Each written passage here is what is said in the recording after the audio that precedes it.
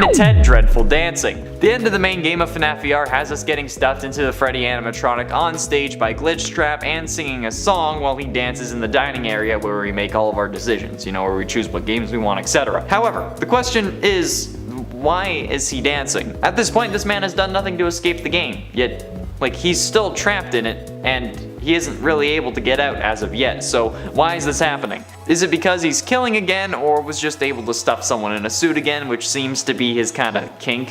Which I'm definitely going to be kink shaming that, because while you can be into whatever you're into, okay, I think that saying reaches its limit when you're actually harming other people, just saying.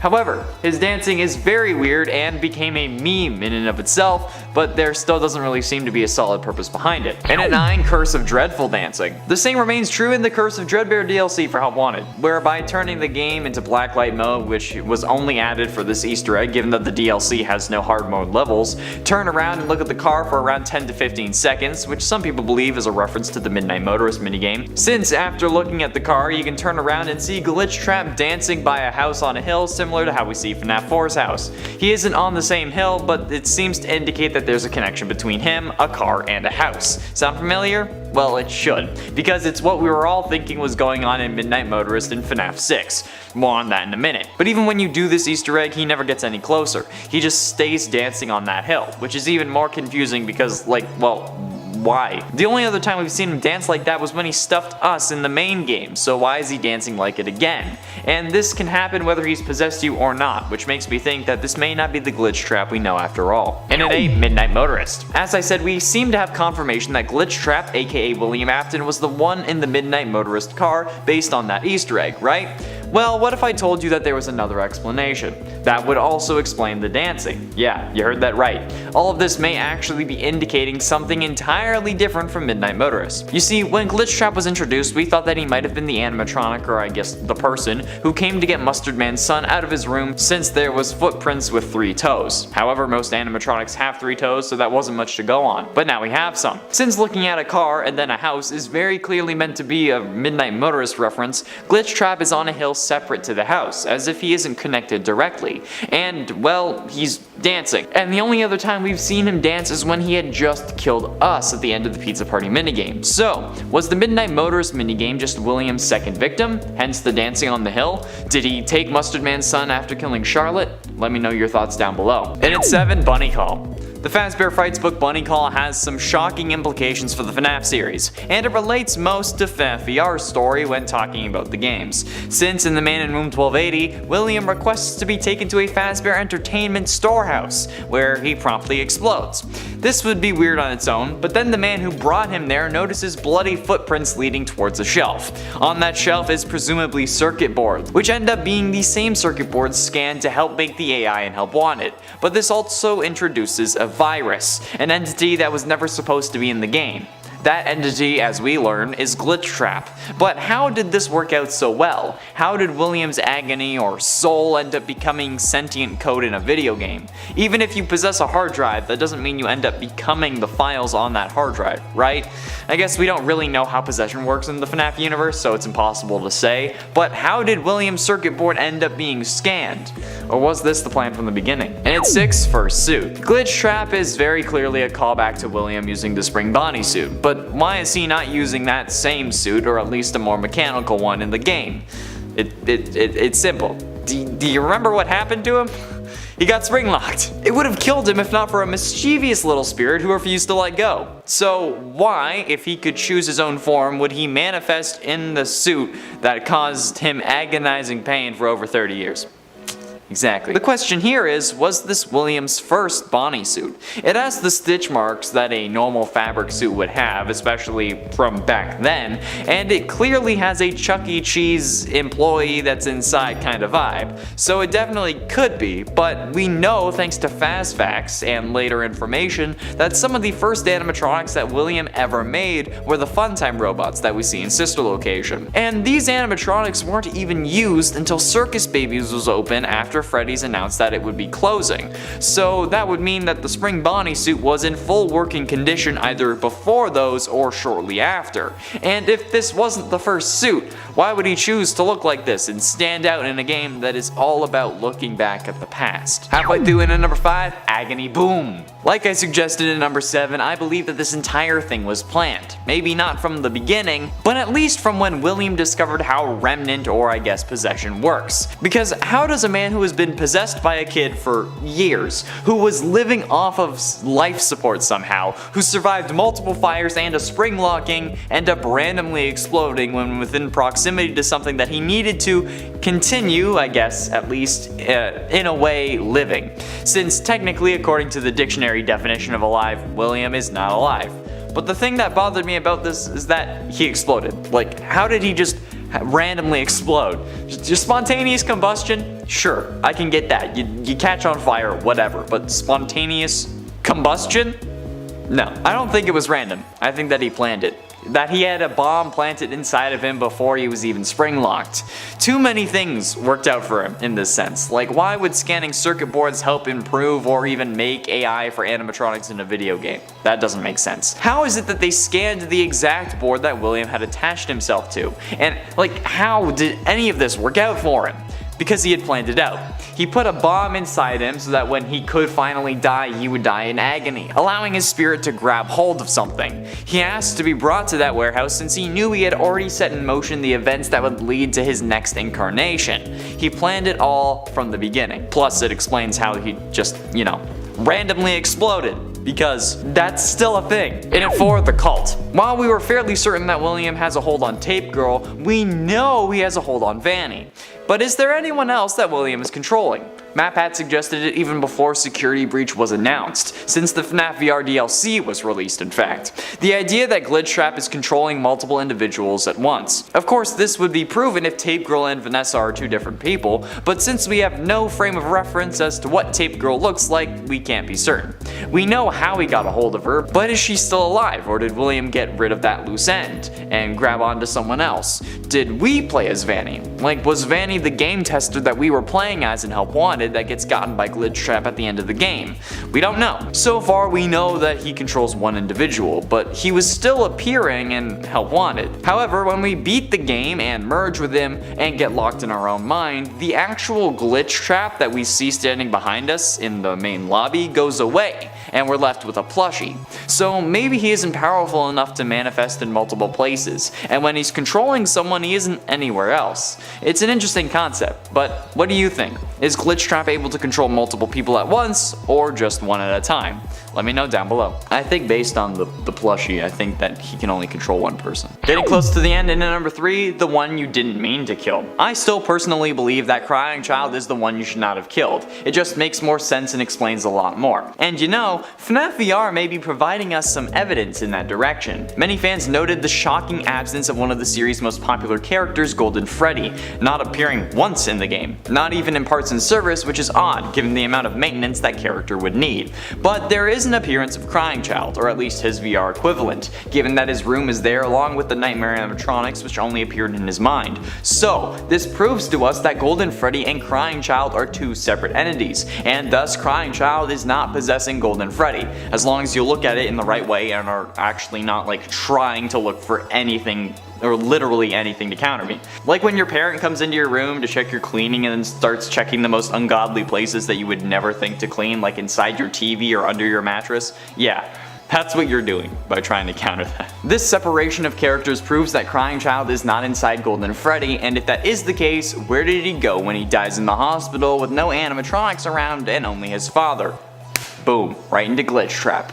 Okay, well, not Glitchtrap per se, but William, who just so happens to also be Glitchtrap. You know what I mean. Finally, in at number 1, Freddy and Friends. The Freddy and Friends on Tour series has 2 episodes now and seems to be released weekly on the Steelwool Studios YouTube channel. However, there's something seemingly wrong with them, as they keep glitching to reveal characters from Security Breach and, most notably, the Stitch Wraith, as well as Moondrop and their Sun variation. However, what if there is more of a reason for these glitches lore-wise than just some fun teasers that are, in essence, the Back to the Future movies? And I say this because it's the same characters doing the same thing over and over, just with a different setting, and maybe 2 other things that change. much, but I mean, I still love the Back to the Future movies. But what if Glitchtrap somehow made his way into the show? This wouldn't be anything new.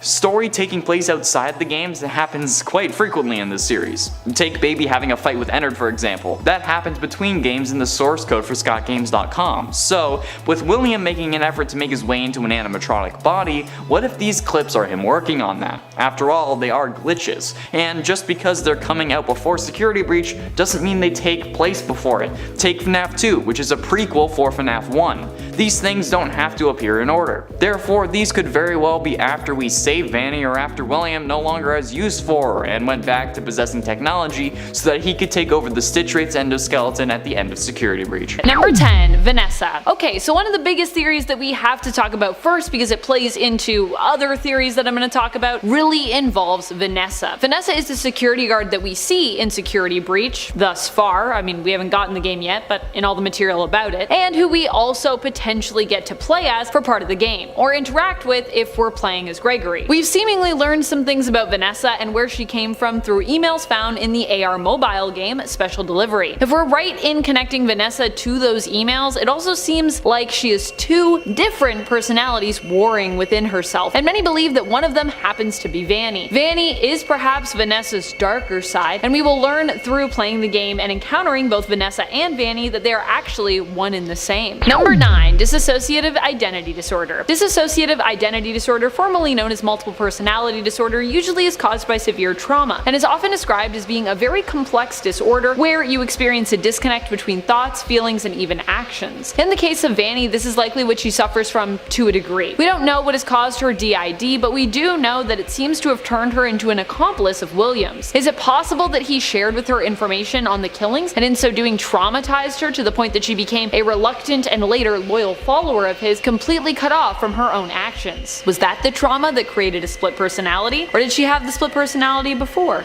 And friends, before we move on to our next spot, if you are loving this list and you want more lists about more awesome Security Breach things that are coming, like Vanny, be sure to let us know by giving this video a thumbs up. Number 8, Similar but Separate. Speaking of people thinking that Vanny is Vanessa and maybe a split persona of hers, it's also possible that the opposite is true. What if Vanny isn't Vanessa and they're actually separate people? What if the Ness that we read about in those Special Delivery emails is Vanny but isn't Vanessa? After all, some of the physical descriptions don't quite match up with what we've seen. Is it possible that there could be two Vanessas out there who are separate people? Is that too much of a coincidence? Could they be clones or perhaps identical twins with the same name? Most evidence has led us to believe that they are the same person, but it still hasn't been explicitly confirmed as fact yet. And it's possible all the breadcrumbs that we've been left with are actually perhaps a misdirect. After all, if we figured out the entire plot and story of the game and its characters before it released, would it be as fun to play? It makes more sense that the information we were given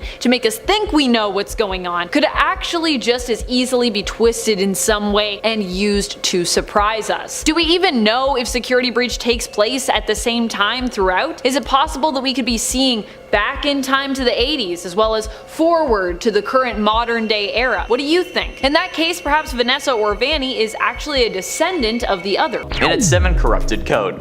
I've said multiple times that if Glitchtrap was actually never meant to be in the game, that he wouldn't be able to do the things he does, like moving curtains and whatnot. However, there is another possibility that is just as viable. Did William take control of Glitchtrap? You see, there are technically 2 versions of Glitchtrap present within the game. The one in a full suit that is solid that we see when we're in the Pizza Party minigame and then when he attacks us after collecting all 16 tapes. But the thing is, even if you don't collect a single tape and play through the whole game, that Pizza Party minigame Glitchtrap will still be there fully formed. However, if you collect most of the tapes and don't fully reassemble Glitchtrap, the form you see to the right of you is like a hologram, like how we would assume a sentient code ghost would look like, I guess. So what if instead of creating the Glitchtrap character from scratch, William simply corrupted the character with himself, or even made a copy of the character that Tape Girl then had to stow away using the tapes? I don't know how many people are talking about this, but it seems like there's something there. And at 6, Steelwool Studios. Could the situation of Glitch Trap, or rather I guess FNAF VR in general, just be a representation of Steelwool Studios? I mean, the story that we're told in Help Wanted of an indie game developer making games about tragedies that took situations that happened in a children's pizzeria that ruined their reputation seems to be what happened in real life, with Scott making the FNAF games, potentially based on a string of real life killings, and bringing down the Chuck E. Cheese business, at least from what we can assume, considering how they really went out of business in some states because of COVID. However, there were some false articles about 5 children going missing and night guards dying on the job that went viral on Twitter for a hot minute that resulted in plenty of people believing them to be true. Plus, a lot of fans from what I'm seeing in the comments would rather go to a Freddy Fazbear's instead of Chuck E. Cheese, even though Chuck E. Cheese is real. Even so much as refusing to go to Chuck E. Cheese because it isn't FNAF. So that leaves the question, is this game meant to represent real life? And if so, who does Glitch Trap represent? The killer that Afton is based on? The CEO of Steelwool who is pushing for Security Breach to be bigger, thus resulting in delays? Or is he us? Halfway through into number 5, Ideal Form. With Glitch Trap being explained to us as a manifestation that was created after scanning hard drives, we can reasonably assume that William created this body, even if other possibilities are more likely. But if he did make this body, does that mean that it's his ideal form? Not having to worry about spring locks since that didn't end too well the last time, nobody knowing who he truly is, but still in that classic golden Bonnie suit. Well, if this is the case, what does he look like under the suit? Is he still burnt, or is he healed? When pyromaniacs or other people who have been driven mad by fire are showcased in movies, TV, or documentaries, they always say that the fire cleansed them or showed them their true path somehow, and that their burns are their form of baptism. But does William feel the same? I mean, this guy survived 2 fires at least and was still kicking after being taken off life support, so I mean he has to be at least a little superstitious about that, right?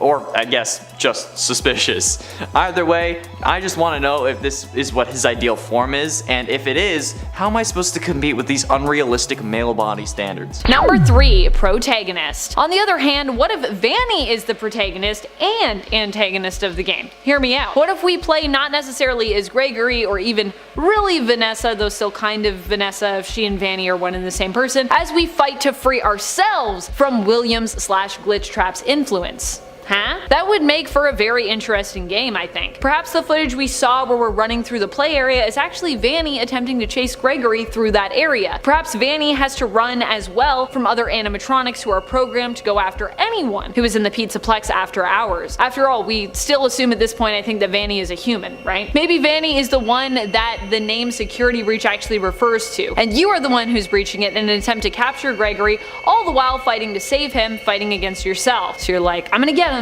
but also stop. Don't do it. Number 2, mind control. Why is Vanny even helping William? Why was she possibly described as being reluctant, the reluctant follower? It's more than likely that Glitch Trap somehow has taken hold of her mind and influenced her against her will. If the emails involving Ness and Special Delivery are Vanny, it would even appear that she's trying to fight back against this kind of influence. We see evidence of this through her search history mentioned there, with her looking at how to induce compliance in human subjects, and then immediately searching just the single word, help. Ooh. Number 1, Cult of Glitch Trap. And if Vanny is being mind controlled, influenced, or otherwise forced to comply somehow with Glitch Trap's wishes, is it possible that others might also be feeling or experiencing the same thing, both within or even without Fazbear Entertainment? Some have speculated that this isn't just a single person becoming somehow susceptible, it could actually be a whole cult that may have even existed long before William Afton became Glitch Trap, or even Springtrap. The people who are part of the cult, like Vanny, seem to be worshipping William or Glitch Trap somewhat. In Curse of Dreadbear, when we find and later interact with Vanny's mask, it seems as though she is communicating with Glitch Trap, or trying to at least, convincing him and herself that she is eager for what is coming, and even trying to impress her master. Cult-like behavior, which is what MatPat has theorized, may also imply that those who follow William can actually be saved by us, the player. Perhaps that will be our goal in Security Breach, not just to stop Vanny and Glitch Trap, but also to save Vanny as well. And a 10 reluctant Tape Girl. The concept of Glitch Trap invading minds has been around since before the announcement of Security Breach, and more so the idea that Tape Girl was one of his first victims of this Glitch Trap brain virus. Jeremy would have been the first one, however he cut his own face off using a guillotine paper cutter in an attempt to get Glitch Trap out of his head, so Tape Girl I guess would be the first surviving victim, as long as she's still alive. Not only that, but could Tape Girl have been infected and really be Vanny? It's a question that we've all had on our minds, and honestly we don't know if it's the case. It would be nice since it would add this sense of connection to the new killer since we worked with them in Help Wanted, but it's unlikely just based on the voice actor, since Vanny and Tape Girl from my understanding are voiced by two different people. And while this isn't exactly a deal breaker, it's definitely something we should take into consideration. On the contrary, we could say that the new voice actor is because it's Glitchtrap talking through Vanny, as evidenced by her at some points glitching while speaking, as we hear in the Security Breach trailer. And at 9, Glitching Grave. The FNAF VR DLC, The Curse of Dreadbear, is honestly my favorite game ever. The Corn Maze minigame is both horrifying but awesome, and while I hardly ever lose that game mode, it's fairly common to see the game over screen after the Corn Maze and many other games like The Hallway. However, on this screen, while Dreadbear reaches his hand towards you and Foxy attempts to intimidate you with his hook, you can see a few graves on a small hill. By boundary breaking, we can actually go and see these graves, and if you do, you'll notice something a little odd. A total of 8 graves stand in a circle with one in the middle. Well, like total as in like in total, with the one in the middle it's 8 graves. 6 of the outer graves obviously represent the original 6 victims, the missing children who go on to inhabit the original 5 animatronics, Susie, Jeremy, Gabriel, Fritz, and Cassidy, as well as the puppet, Charlotte. Yet the final grave may remain a mystery. But with some educated guessing, we can assume that this additional 7th grave is Jeremy that Glitchtrap took by driving him to chop off his face. The greatest clue, however, is the grave in the middle, that is purple and black and glitching. This is obviously representing William, who is actually dead after the events of the Man in Room 1280, and the final nail in the coffin is the bunny ear texture running across this grave, because, you know, he dresses like a bunny. Hashtag William Afton is a furry. It's a thing. It's canon now. And it ain't meant to lose. Were we meant to lose FNAF VR? Was it rigged against us from the beginning? Is the only way to truly win to not play at all, or by removing the headset before it's too late? Well, based on some Reddit theorists, yes indeed. The main game of FNAF VR is actually kind of hidden, and our main objective is to collect 16 tapes that slowly give us more and more info about what's truly going on behind the scenes. But no matter what tapes we find in what mini games, they always unlock in the same order, 1 to 16, always. No skipping, no finding 16 first, and that's intentional in the game we play, since tape 15 tells us not to find all 16, and if we found that one first, then why would we continue? So the game itself sets us up to be kinda screwed. But did it prevent us from winning? Since even if you follow Tape Girl's instructions on tape 16, you end up locked in a room, presumably in your own mind, while Glitchtrap takes over, and if we don't do the ritual properly, we get merged with him anyway. So if anything, we actually are in more control if we don't follow her instructions. But does that mean we win, or were we always meant to lose? Number 7, Mrs. Afton. This theory, the more it gets explored, seems to have less and less legs to stand on. Every time I come back to it, I'm like, it makes a little less sense. I would be surprised if there was even one leg left for this theory to hop around on at this point. And yet people are still holding out hope that Vanny could be Vanny Afton or Vanessa Afton and end up being somehow the love interest of William Afton and possibly mother of his children. This is a list of theories based on Vanny, and because they are just theories, it doesn't mean that they're all sound. So just to say that. The reason why a lot of people feel like this theory just doesn't make sense at this point is because people also theorize that Vanny is Vanessa, who we also see in Security Breach. There has been tons of evidence to support this, but if this does happen to be true, it really diminishes the likelihood of this theory being true, that Vanny or Vanessa is Mrs. Afton, just based on what we've been led to believe Vanessa's age is via emails found in special delivery. That is, of course, if you assume that Ness from the special delivery emails is Vanessa and then that Vanessa is Vanny. So there's a lot of layers, but a lot of people are connecting those dots and then being like, that's what it is. Or sorry, you're looking at this backwards. Check mark. There we go.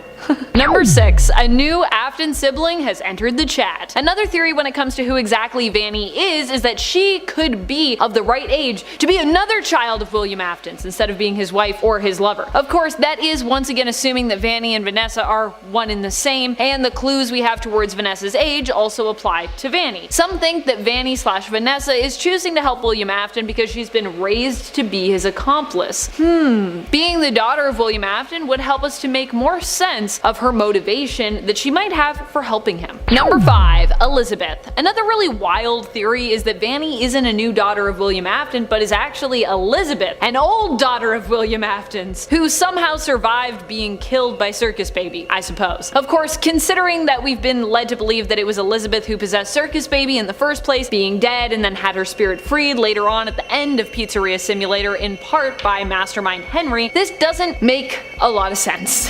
How could she have survived? Well, that's where this theory really falls flat because we don't really have a good and plausible explanation for that, yet anyways. The only thing that really would make sense to me is if we'd misunderstood the clues that have helped us come to the conclusions about that lore. Like, if Elizabeth actually maybe was never killed and it was a different, potentially nameless victim who in reality possessed Circus Baby and gave her sentience, and we were just led to believe it was Elizabeth, but really it wasn't. Granted, then that likely meant that both the fans and Michael were completely misled, either intentionally or as some kind of plot twist which was going to be revealed soon. Or, of course, unintentionally through miscommunication of the plot and lore. So we were never meant to think that, but that seems less likely to me, so I think if it is a misdirect, it's probably intentional. Number 4. Gregory. Many people have speculated that Vanny will be the antagonist of the game Security Breach, possibly a split persona of Vanessa who is trying instead to help Gregory, whereas Vanny wants to catch up and possibly sacrifice him. Conflicting desires. While some think we'll be playing as Vanessa, at least partly, others think that Gregory will actually be the protagonist who has to run and hide and try to escape the clutches of Vanny and Glitchtrap. Perhaps Gregory is then the protagonist we play as, trying to survive, and Vanny is the main antagonist and villain that we are forced to face, sneak past, and eventually perhaps fight against. Getting close to the end, and at number 3, Princess Quest. Princess Quest is a minigame present on the mobile ports of FNAF VR. They added this minigame as a way to make up for Glitchtrap's absence due to size constraints, cause, you know, FNAF VR was never meant to be on a phone. However, this game features quite a similar theme to the main version that multiple people pointed out. You play as a girl running through a castle lighting braziers, 16 of them to be exact, and when you light the 16th, a horrific abomination appears. This has been discovered to be Glitchtrap still present in the game, since audio from that moment when you speed it up and reverse it says, "I always come back, let me out." And text that is read in code says that signature line of "I always come back." However, I think this can reveal more to us than we thought. You see, we've been questioning if we played as Vanny in FNAF VR or if Tape Girl was Vanny, and I think that this game, that Princess Quest, actually tells us. If this game is meant to represent the whole of Help Wanted, with the 16 braziers representing the 16 tapes and Glitchtrap appearing after you find the 16th, or I guess light the 16th, our character in Princess Quest is in fact female. It's Princess Quest after all. So by proxy, our character in FNAF VR would also be female. So does that settle it? Are we actually Vanny? Probably. Penultimately, in at number 2, Intended. Tape Girl tells us that Glitchtrap isn't an intentional part of the game, but to me that's a load of BS. Glitchtrap is an odd character, an accidental addition to FNAF VR that somehow ends up interacting with the environment and altering aspects of the game.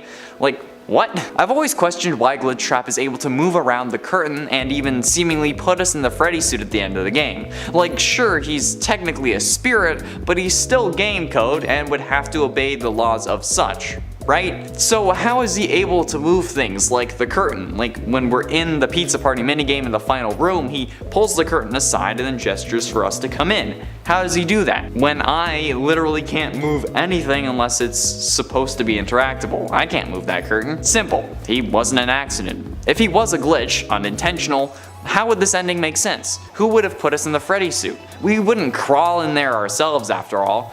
Was there another character there? Did Glitchtrap replace them? No, he didn't. He was actually meant to be there, since you can see this ending without collecting all 16 tapes. And if you don't collect all 16 tapes, he wouldn't be reassembled yet. He wouldn't be able to interact with you. Glitchtrap was an intentional feature of this game, which makes me think, who else does William have under his palm? Yes, I said palm. Was it intentional? No. Did I say it? Am I sticking by it? Yes. Finally, in at number 1, Resurrection. We don't know much about the upcoming FNAF game security breach. So far, we know that there are at least 5 animatronics and a whole pizzaplex for us to explore, and the game will have a day and night cycle. But then Afton will somehow be involved thanks to, you know, Vanny, another goddamn rabbit killer. However, we also think that Afton is going to come back yet again, since in the gameplay trailer released for the game by PlayStation, at the very end we see a seemingly metallic arm reach out from behind some boxes. Some believe that this is the Stitch Wraith, others believe that this is William. I think it's William, since we can see the reflection of purple light coming off the arm. And at this point, I can't even wear a purple shirt without you guys calling me the purple guy. So if there's purple light anywhere in anything FNAF, it's gonna be William, alright? Also, one Twitter user going by the name @officialz3royt mentioned me, @centimeter_Monroe, and showed me that the hand that comes out covered in purple light looks an awful lot like Nightmare Freddy's arm. Which, if this is the case, opens up a whole new can of worms that I don't want to have to deal with. Because if that is the case, Nightmare animatronics never had a physical form. So if he does come out with the freaking Nightmare animatronic endoskeleton, I'm gonna be mad. Okay, that's all. I'm gonna be pissed. This combined with the fact that he appears to be trying to escape in this game indicates that he will definitely be successful. I mean, you can't have a new killer for too long. We're gonna miss William. I mean, I'm not. I'm certainly not, but hey, that's what happens.